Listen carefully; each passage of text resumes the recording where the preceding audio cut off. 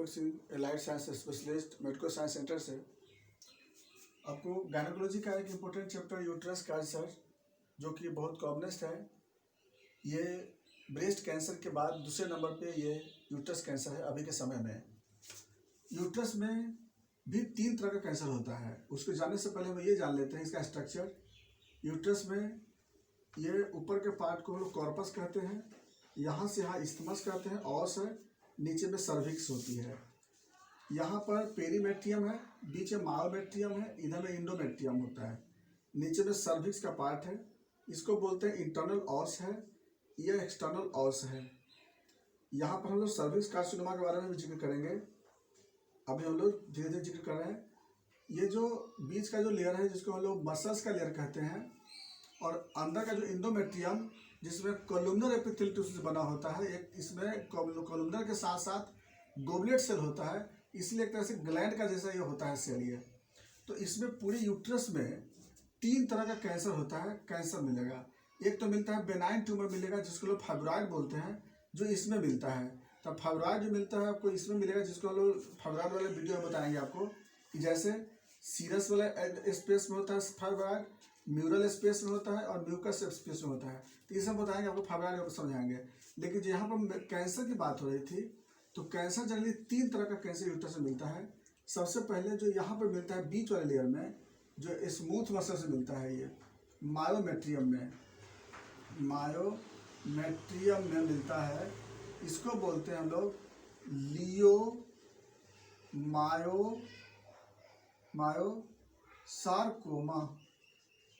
Leiomyosarcoma.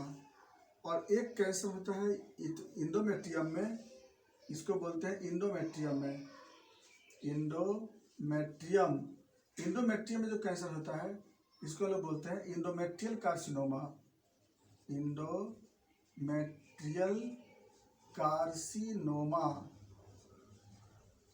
और जो cervix में होता है यहाँ पे, इसको बोलते हैं हम लोग, जो सर्विक्स में होता है इसको बोलते हैं सर्वाइकल कार्सिनोमा। तो सर्वाइकल कार्सिनोमा सबसे मोस्ट कॉमन है। अप्रॉक्स 70% जो होता है सर्वाइकल कार्सिनोमा होता है, 20% जो होता है वो इंडोमेट्रियल कार्सिनोमा होता है, और 5% जो होता है वो लियोमायोसार्कोमा होता है। यहाँ सार्कोमा यूज इसलिए किए हैं क्योंकि मेजोडर्मल टिश्यू में होता है, मसल्स में होता है, इसलिए हम लोग सार्कोमा यूज किए हैं। और कार्सिनोमा यूज इसलिए करते हैं कनेक्टिव, यहाँ पर एपिथेलियल टिश्यू में होता है कैंसर, इसलिए हम लोग यहाँ पर कार्सिनोमा यूज करते हैं हम लोग। तो सबसे पहले हम लोग देखते हैं, हम लोग नंबर 1 से स्टार्ट करते हैं। पहले हम लोग चलते हैं इंडोमेट्रियल कार्सिनोमा, फिर हम लोग चलेंगे सर्विक्स कार्सिनोमा, और फिर चलते हैं हम लोग लियोमायोसार्कोमा।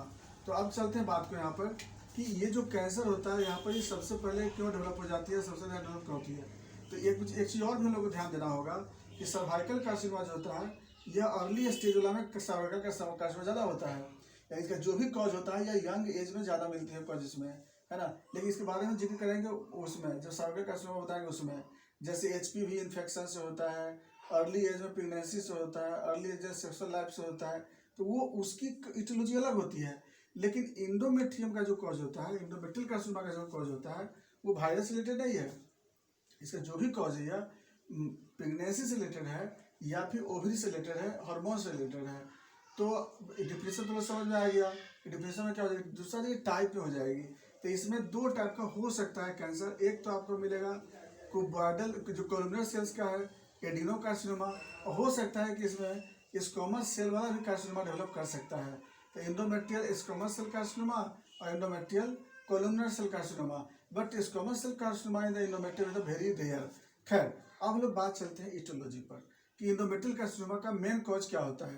तो इंडोमेट्रियल कार्सिनोमा का मेन कॉज यह होता है, सबसे पहला कॉज यह है कि इंडोमेट्रियल हाइपरप्लासिया।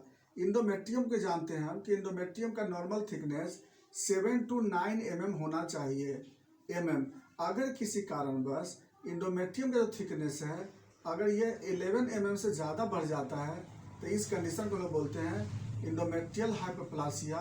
और इंडोमेट्रियल हाइपरप्लासिया जब भी होती है, ये ज़्यादातर चांस होता है 55 साल से लेकर 65 साल के उम्र में ये कैंसर ज़्यादा होता है।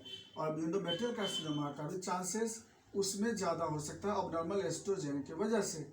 और ऐसे भी मेनोपॉजल स्टेज के आते समय अगर ऐसा डिजॉर्डर होने का टेंडेंसी ज़्यादा मिलता है। सेकेंड कॉज आया मोनोपॉजल डिजॉर्डर्स। थर्ड में आता है एस्ट्रोजन, एक्सेसिव एस्ट्रोजन। फोर्थ में मिलता है पीसीओडी या पीसीओएस, उसमें एस्ट्रोजन बहुत ज़्यादा मिलता है, उससे ऐसा हो सकता है। नेक्स्ट में आता है ओबेसिटी।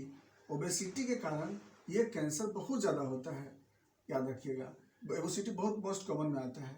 अगला है डायबिटीज मेलाइटिस, हाइपरटेंशन। ऐसे फीमेल में इंडोमेट्रियल कार्सिनोमा का टेंडेंसी ज़्यादा होता है। स्मोकिंग में भी इसका टेंडेंसी बढ़ जाता है।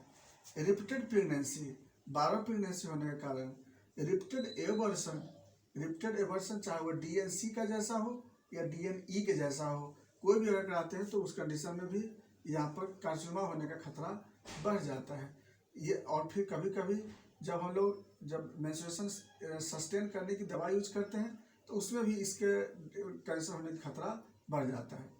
ये तो हो गया इसका कॉज का आता है।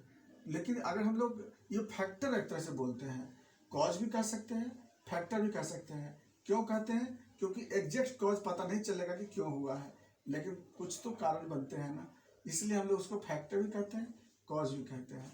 तो खैर, तो क्योंकि यहाँ पर जब लोग जब बायोप्सी करके देखते हैं तो सिर्फ हमें सेल मिलता है, एजेंट नहीं मिलता है, इसलिए हम लोग इसको फैक्टर बोलते हैं।